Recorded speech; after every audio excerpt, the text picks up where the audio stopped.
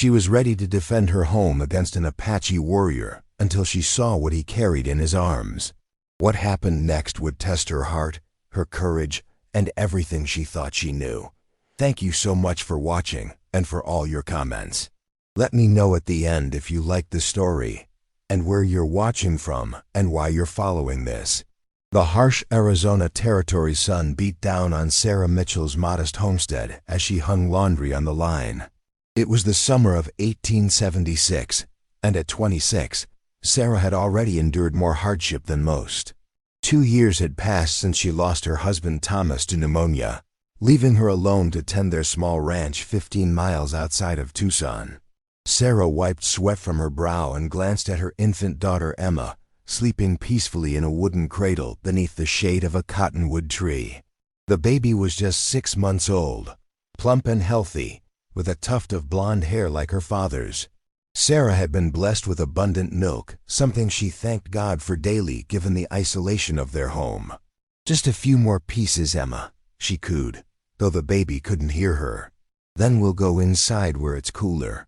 The distant sound of hoofbeats made Sarah freeze.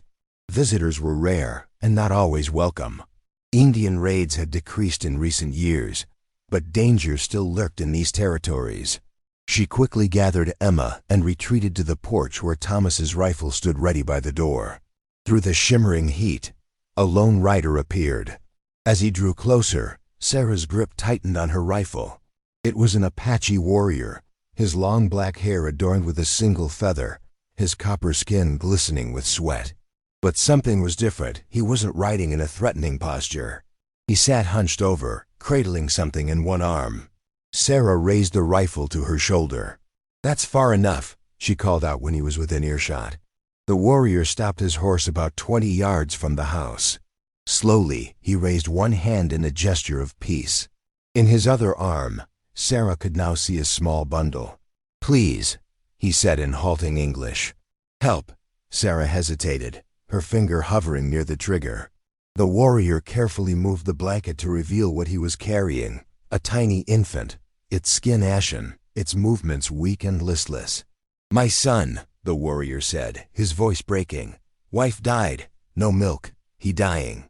Sarah felt her heart constrict. The baby couldn't have been more than a few weeks old, and it was clearly starving. She thought of Emma, healthy and strong against her hip, and of the milk that sometimes soaked through her blouse, even after feeding. "Come closer," she said, lowering the rifle slightly. Slowly, the warrior approached cautiously, desperation evident in his dark eyes. As he drew nearer, Sarah could see traces of dried tears on his weathered face. "What's your name?" she asked, still wary but moved by the sight of the suffering child. "Nako," he replied. "It means warrior." Sarah took a deep breath and made her decision. "Bring him inside, I'll help." Inside the modest cabin, Sarah settled into her rocking chair and tentatively took the Apache baby in her arms. He was so light, so fragile, his breathing shallow. Emma lay in her cradle nearby, watching with curious eyes. "How long since he's eaten?" Sarah asked, unbuttoning her blouse. 3 days, Nako replied, standing awkwardly by the door, his eyes averted out of respect. "My wife, Ayana, died in childbirth. I tried goat milk." "He refused." Sarah nodded, understanding the dire situation. She positioned the infant at her breast, and after a moment's hesitation, he latched on weakly. As the baby began to suckle, Sarah felt an unexpected surge of emotion. This child, born to people her husband might have considered enemies, was just an innocent baby fighting to survive. "What's his name?" she asked softly. "No name yet," Nako replied. "Apache wait until baby strong enough for naming ceremony." They sat in silence as the baby nursed, gaining strength with each swallow. Outside, the wind picked up, rustling through the cottonwood leaves. Sarah's mind raced with thoughts of the consequences of her actions. What would her neighbors think if they knew she was nursing an Apache baby? What would Thomas have said? But as she looked down at the infant, his color already improving, she knew she'd made the right choice. When the baby finally finished, Sarah gently burped him against her shoulder. "He needs to eat regularly," she said, looking up at Nako. Every few hours. Nako nodded, understanding the implication. I cannot stay. Use cavalry hunting my people. Not safe for you if I hear. Sarah bit her lip, considering the impossible situation. Then leave him with me, she said finally. Until he's stronger. Until it's safer for your people. Nako's expression revealed his internal struggle, the pain of separation, versus the certainty of his son's death if he took him away. You would do this? He asked, his voice barely above a whisper. I would, Sarah replied, surprising herself with her conviction. Every child deserves a chance to live. Nako approached slowly and knelt before Sarah, placing his hand gently on his son's head. He spoke softly in Apache, a prayer or blessing Sarah couldn't understand, then looked up at her with eyes shining with tears. I return when safe, he promised. 1 moon, maybe 2. I'll keep him alive, Sarah vowed. You have my word. As Nako prepared to leave, he removed a small leather pouch from around his neck and placed it in Sarah's hand. Medicine bundle, he explained. Protection for my son. Sarah accepted it with a nod. What should I call him? Until you return? Nako paused at the door, looking back at his son one last time. You choose name. You give life now. After he had gone, Sarah sat in the stillness of her cabin, 2 babies now under her care. She looked down at the Apache infant, now sleeping peacefully against her chest. Well then, she whispered. I'll call you Thomas, after a good man who would have done the same. 2 weeks passed, and baby Thomas grew stronger each day. Sarah established a routine, nursing both infants and tending to her chores with newfound determination. She fashioned a sling to carry Thomas against her chest while she worked, his dark eyes watching her movements with growing alertness. Emma seemed fascinated by the new addition, reaching out to touch his shock of black hair whenever they lay together on the patchwork quilt. Sarah sometimes caught herself humming lullabies to both children, as if they had always been siblings. You're getting fat, she teased Thomas one morning as she changed his cloth diaper. His once sunken cheeks had filled out, and his copper skin glowed with health. Your father will be proud when he returns. The mention of Nako brought a familiar pang of anxiety.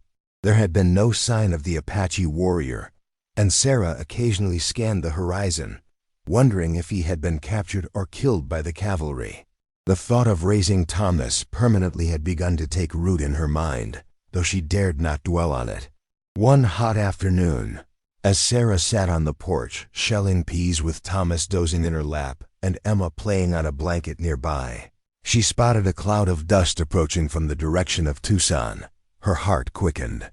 Not Nako, this was a wagon, and it could only be one person. Martha, Sarah muttered, hastily gathering Thomas and taking him inside. Martha Johnson was her closest neighbor, a widow like herself, living 3 miles closer to town. She was kind-hearted, but possessed the territory's most active tongue for gossip.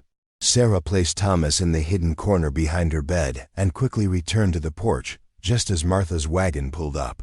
Sarah Mitchell, you are a sight for sore eyes, Martha called out, her round face beaming as she climbed down. 2 months without a visit is too long, especially for a young widow with a baby. It's good to see you, Martha, Sarah replied, genuinely happy despite her nervousness. What brings you all this way? Supply wagon came through yesterday, Martha explained, reaching into her wagon. I picked up your flour and sugar. And she produced a small paper package with a flourish, some real English tea, a luxury we both deserve. Sarah invited her inside, praying that Thomas would remain asleep. As she heated water for tea, Martha cooed over Emma, bouncing the giggling baby on her knee. My, she's growing like a weed. Strong girl, just like her mama, Martha said approvingly. How are you managing out here alone, dear? My offer still stands. You could sell this place and move closer to town. Sarah shook her head. This was Thomas's dream, building something from nothing. I can't let it go. Martha nodded sympathetically. You always were stubborn. But I worry about you, especially with the Apache trouble lately. Sarah nearly dropped the teacup she was holding. Apache trouble? What do you mean? Cavalry came through last week, said they're tracking a small band that broke off from the reservation. Apparently, one of them raided Peterson's ranch for supplies. Martha leaned forward. They say he was alone, which is unusual. Carrying something with him too. Before Sarah could respond, a thin cry came from the bedroom. Martha's eyes widened. My word, is Emma in there? I thought she was right here. Sarah stood frozen, her mind racing for an explanation. The cry came again, distinctly not Emma's. Sarah Mitchell, Martha said slowly, rising from her chair. What is going on? With a defeated sigh, Sarah went to the bedroom and returned cradling Thomas, who blinked sleepily up at Martha's astonished face. Good heavens, Martha breathed. Where did you get an Indian baby? Over the next hour, Sarah explained everything: Nako's desperate arrival, the starving infant, her decision to help. Martha listened in stunned silence, her tea growing cold. If the cavalry finds out you're harboring an Apache child, Martha finally said, her voice trailing off. I'm not harboring anyone, Sarah replied firmly. I'm saving a baby's life. Would you have let him starve? Martha studied Thomas's peaceful face as he nursed at Sarah's breast. No, she admitted quietly. I suppose I wouldn't have. His father will come back for him when it's safe, Sarah continued. Until then, he's just a baby who needs milk to survive. Martha reached out hesitantly, then stroked Thomas's cheek with one finger. He is beautiful, she conceded. But Sarah, people won't understand. They'll say you've gone mad with grief over Thomas, or worse. Then I need you to keep my secret, Sarah said, meeting Martha's eyes. At least until his father returns. Martha was silent for a long moment, her practical nature warring with her compassion. Finally, she sighed. 2 women alone out here. We have to stick together, don't we? Your secret is safe with me. Relief washed over Sarah. Thank you, Martha. As Martha prepared to leave, she paused at the door. What if he doesn't come back, Sarah? What then? Sarah looked down at Thomas, now sleeping contentedly against her shoulder. Then I'll cross that bridge when I come to it. After Martha's departure, Sarah sat on the porch watching the sunset paint the desert in gold and crimson. Thomas nestled against her chest while Emma slept inside. Your father will come, she whispered to Thomas. But if he doesn't, you'll still have a mother who loves you. That night, Sarah dreamed of her husband. They stood together in the garden they had planned but never finished. You always had a bigger heart than me, Sarah, dreamed Thomas said, smiling gently. It's why I loved you. Would you have done the same? She asked. Taken in an Apache child? He touched her cheek. I'd like to think I would have, but you always were the braver one. Sarah woke with tears on her cheeks and a renewed sense of purpose. Whatever happened, she would protect both children with everything she had. The following days brought an unusual flurry of visitors. Martha, true to her word, had apparently told neighbors that Sarah was managing well but could use some company. Women from outlying homesteads arrived bearing preserves, baked goods, and thinly veiled curiosity. Sarah kept Thomas hidden during these visits, claiming she was nursing Emma in private when the Apache baby needed feeding. The deception weighed on her, but she knew it was necessary. On the 20th day since Nako's departure, Sarah was hanging laundry when she noticed a lone figure watching from the distant hills. Her heart leapt, but the figure disappeared before she could be certain it was Nako. That night, she placed both babies in her bed and lay awake listening to every sound, her husband's rifle close at hand. Just before dawn, a soft knock came at the door.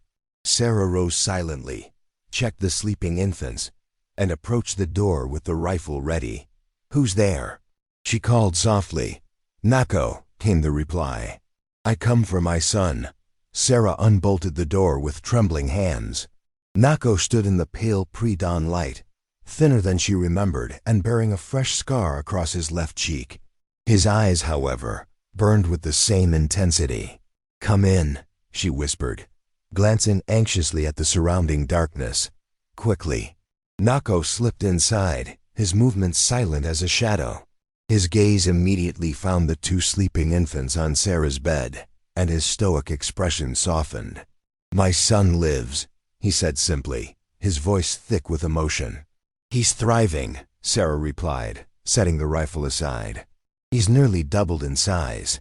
I've been calling him Thomas, but—" "Thomas," Nako repeated, testing the name on his tongue. "It is good name." Sarah watched as the warrior approached the bed, kneeling beside it to study his son's face. He placed a gentle hand on the baby's chest, feeling the strong, steady heartbeat. "You keep your promise," he said, looking up at Sarah. "I never forget this." Sarah felt a lump forming in her throat. Are you taking him now?" Nako's expression darkened. "Not safe yet. Cavalry everywhere. Hunt my people like animals." "What happened?" Sarah asked, gesturing to his scarred cheek. "Soldier patrol. I escape, but many of my people captured. Sent back to reservation." He stood, his imposing frame seeming to fill the small cabin.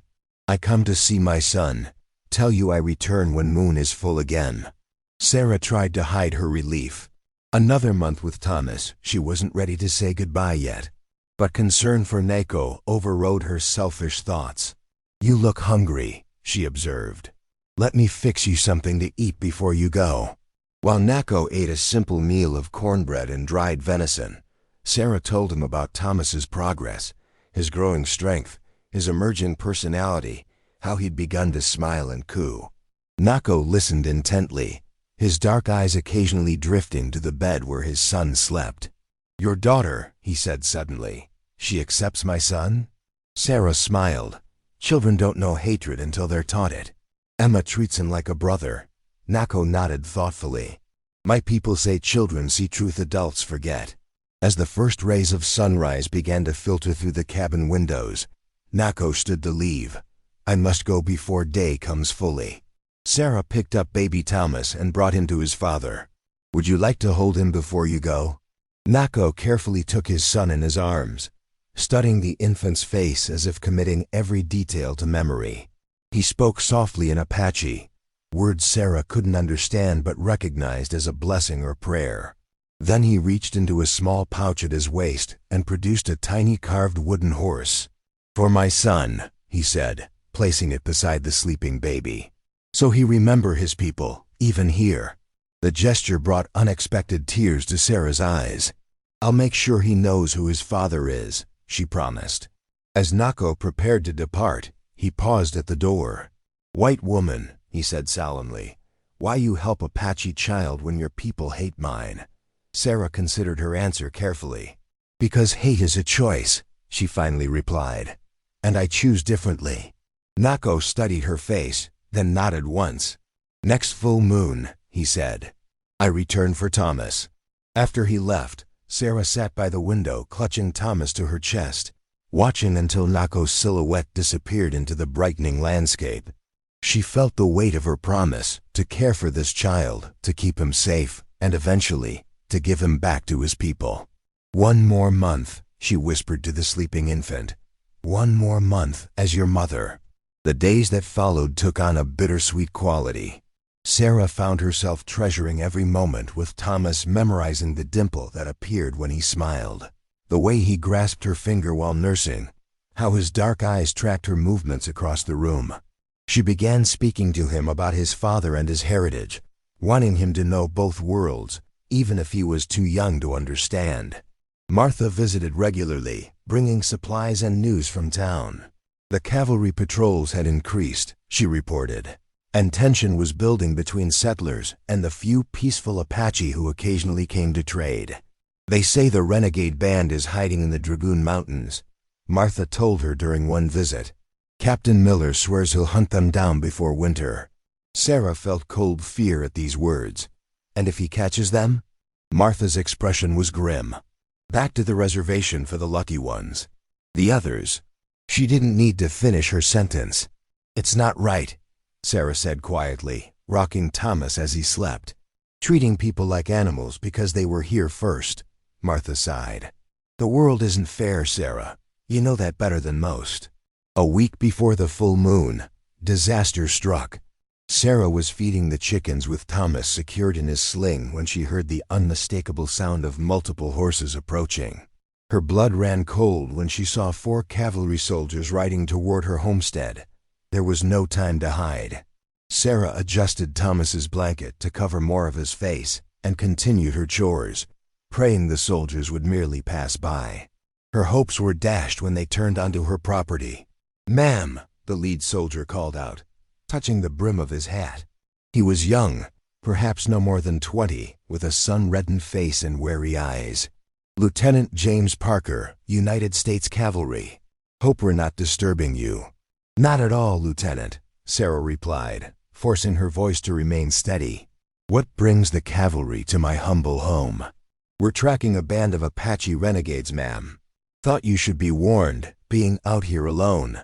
His eyes fell to the bundle against her chest. "Is that your little one?" Sarah nodded, resisting the urge to turn away. "Yes, my daughter. She likes to be carried while I work." The lieutenant dismounted, followed by his men. "Mind if we water our horses? Been riding since dawn." "Of course," Sarah said, gesturing to the well. "Help yourselves." As the soldiers led their horses to water, Sarah remained rooted in place, afraid any sudden movement might dislodge Thomas's blanket. The lieutenant approached her again, too close for comfort. "You haven't seen any Indians around these parts, have you, ma'am?" he asked, his eyes narrowing slightly. "No, Lieutenant," Sarah lied, meeting his gaze steadily. "Not a soul comes this way except my neighbor, Mrs. Johnson." He seemed about to respond when Thomas shifted in the sling, letting out a soft whimper. The lieutenant's eyes dropped to the bundle. "Your daughter sounds colicky," he observed. "My sister's boy was the same way." "She's just hungry," Sarah replied, her heart pounding. "If you'll excuse me, I should feed her." Before she could retreat to the house, Thomas let out another cry and a small copper-skinned hand escaped the blanket. The lieutenant's expression changed instantly from polite to suspicious. "Ma'am," he said slowly, his hand moving to the pistol at his side, "I'm going to need you to show me that baby." Sarah took a step backward, her mind racing. "Lieutenant, please." "Now, ma'am," he insisted, his voice hardening. "That's an order." The other soldiers had noticed the confrontation and were approaching. Sarah knew she had no choice. With trembling hands, she pulled back the blanket, revealing Thomas's dark hair and unmistakably Apache features. The lieutenant's face darkened with anger. "You're harboring an Indian child? Do you know that's a federal offense?" "He's just a baby," Sarah pleaded. "His mother died. He was starving." "Where did you get him?" the lieutenant demanded. "Was it the renegade we're tracking? The one who raided Peterson's ranch?" Sarah remained silent, clutching Thomas protectively. "Ma'am, I'm placing you under arrest for aiding enemies of the United States," the lieutenant declared. "The child will be taken to the reservation orphanage." "No," Sarah cried, backing toward the house. "You can't take him. He needs me. He's nursing." "Corporal," the lieutenant ordered one of his men, "secure the woman and take the Indian child." As the corporal advanced, Sarah felt a surge of maternal fury unlike anything she'd ever experienced. "If you take one more step," she warned, "I'll scream so loud every Apache within 10 miles will hear me." The soldiers hesitated, exchanging uncertain glances. "You're bluffing," the lieutenant said, though doubt had crept into his voice. "Am I?" Sarah challenged, her eyes blazing. "His father is close by. He's been watching this homestead. You take his son, and you'll never make it back to your fort." It was another lie, but Sarah delivered it with such conviction that the soldiers' faces paled. The lieutenant's hand remained on his pistol as he weighed his options. The tense standoff was broken by the sound of another horse approaching. All heads turned to see Martha Johnson riding up, her expression changing from surprise to alarm as she took in the scene. "Lieutenant Parker," she exclaimed, dismounting quickly. "What on earth is happening here?" "Mrs. Johnson," Lieutenant Parker acknowledged stiffly. "This woman is harboring an Apache child. A clear violation of territorial law." Martha assessed the situation quickly, her eyes meeting Sarah's in silent communication. "Is that so?" she said, approaching with measured steps. "Well, Lieutenant, I believe there's been a misunderstanding." The lieutenant's brow furrowed. "There's no misunderstanding, ma'am. That's clearly an Indian baby." "Of course it is," Martha replied calmly. "That's little Thomas, son of Sarah's late husband's half-Apache cousin. The poor man died in a mining accident last month, leaving the child orphaned. Sarah, being the Christian woman she is, took the baby in rather than sending him to that dreadful orphanage." Sarah stared at Martha in astonishment, amazed by her friend's quick thinking and convincing delivery. "Is this true?" the lieutenant asked Sarah suspiciously. Finding her voice, Sarah nodded. "Yes, Thomas was half Apache. His cousin entrusted me with his son before he passed." The lieutenant still looked doubtful. "Why didn't you mention this when I asked if you'd seen any Indians?" "Because he wasn't an Indian to me, Lieutenant," Sarah replied, gaining confidence in the fabrication. "He was family, and I feared you might take him away regardless." Martha stepped closer to the officer. "Lieutenant Parker, your father served with my late husband in the Mexican War. He was a reasonable man who understood that the line between friend and foe isn't always as clear as we might wish. I'd like to think his son possesses similar wisdom." The lieutenant's stern expression wavered. He looked at the baby, then at the two women, clearly weighing his duty against his conscience. "The child does appear well cared for," he admitted reluctantly. "He's thriving," Sarah confirmed, "and loved." After a long moment, the lieutenant sighed. "I'll need to report this to my commanding officer." "Of course," Martha agreed smoothly. "And I'm sure Captain Miller will agree that forcibly removing a nursing infant from his caretaker would be both cruel and unnecessary." The lieutenant gave a curt nod. "You ladies should be more careful. These are dangerous times, especially out here alone." "We're quite capable, Lieutenant," Sarah replied. "But we appreciate your concern." As the cavalry soldiers prepared to leave, the lieutenant paused beside his horse. "Mrs. Mitchell," he said quietly, "if you're not being truthful about this child's origins, there will be consequences, severe ones." Sarah met his gaze steadily. "I understand, Lieutenant." After the soldiers disappeared down the dusty road, Sarah turned to Martha with tears of gratitude in her eyes. "You saved us. How can I ever repay you?" Martha embraced her friend. "There's nothing to repay. I couldn't let them take that child. Not after seeing how you love him." Sarah invited Martha inside, where Emma was awakening from her nap. As they settled at the kitchen table, Thomas still secure in Sarah's arms, Martha's expression grew serious. "They'll be watching you now," she warned. "And they might return with more questions. You need to decide what you're going to do." Sarah nodded, the reality of her situation sinking in. "Nako is supposed to return at the full moon." "In 3 days. And if he doesn't?" Martha asked gently. The question hung in the air between them. Sarah looked down at Thomas, who gazed back with his solemn dark eyes. "Then I'll raise him as my own," she declared, alongside Emma. Martha reached across the table to squeeze Sarah's hand. "You know it won't be easy. People talk. Children can be cruel." "I know," Sarah acknowledged. "But I've made my choice."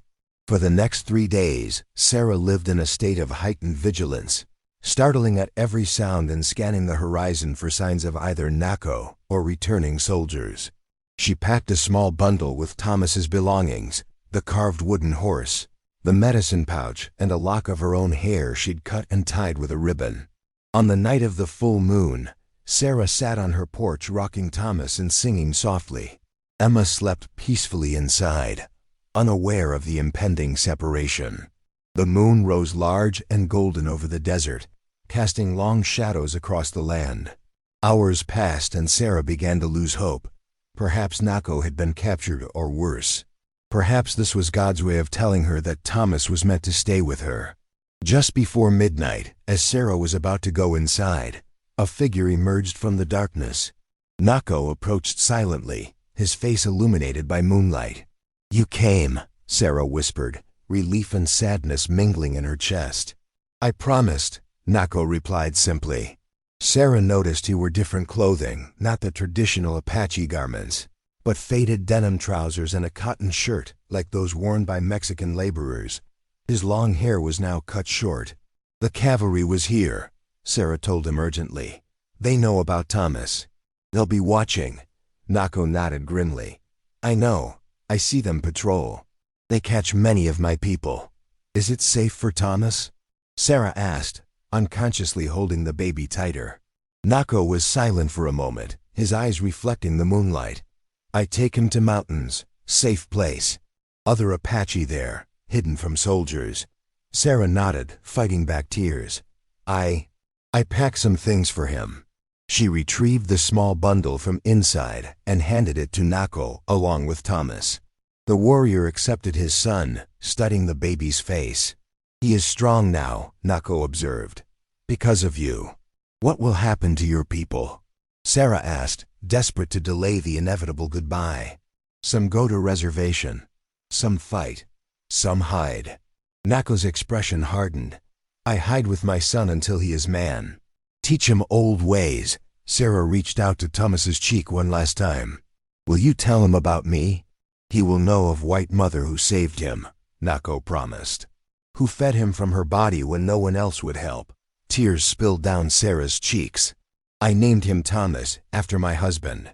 But you should give him his true name. Nako considered this, then shook his head. Thomas good name, strong name. He keep it, to remember both worlds that gave him life. He reached into his shirt and pulled out a beaded bracelet, offering it to Sarah. For your daughter. Sister gift from brother she never know. Sarah accepted it with trembling hands. Thank you. Nako hesitated, then spoke again. White woman brave like Apache woman. My people have word as Zion, Bil Nea Ahi. Woman warrior, this you. Sarah managed a smile through her tears. And you are a good father. Thomas is lucky to have you. Nako nodded solemnly. I go now, safer to travel in darkness. Wait, Sarah said suddenly, disappearing into the house. She returned with a small daguerreotype in a simple frame, a portrait of herself holding both Emma and Thomas, taken during Martha's last visit by a traveling photographer. So he remembers, she explained, pressing it into Nako's hand. The warrior studied the image, then carefully tucked it inside his shirt, next to his heart. You remember, I make sure. With that, Nako turned and melted back into the darkness, taking Thomas with him. Sarah stood on the porch until long after they had disappeared, her arms aching with emptiness. In the years that followed, Sarah often stood on that same porch during full moons, wondering about Thomas and his father. Though she never saw them again, occasionally small gifts would appear on her doorstep, a perfectly crafted arrow, a pouch of rare healing herbs, a beaded moccasin sized for Emma's growing foot. And once, on Emma's 5th birthday, they found a carved wooden horse identical to the one Sarah had sent with Thomas, except this one bore a tiny inscription on its belly, from brother to sister. Sarah Mitchell never remarried. She raised Emma alone, teaching her the value of compassion and the courage to defy convention when necessary. The homestead flourished under her care, becoming one of the most prosperous small ranches in the territory. And though many in Tucson whispered about the widow who had once nursed an Apache baby, Sarah held her head high, knowing that in a time of hatred and bloodshed, she had chosen love. On her porch, watching another desert sunset, Sarah often thought of Nako's words, Aszian Bil Na Ahi woman warrior, not because she had fought with weapons, but because she had battled something far more insidious, the prejudice that divided people who, underneath their skin, were all the same. Wherever you are, little Thomas, she would whisper to the fading light, know that you will always have 2 families who love you. And because of you, our worlds are a little closer together. And somewhere in the mountains, a young boy with dark eyes would touch the faded daguerreotype his father kept wrapped in soft leather, and know that he was loved by a woman warrior who had once given him life not once, but twice.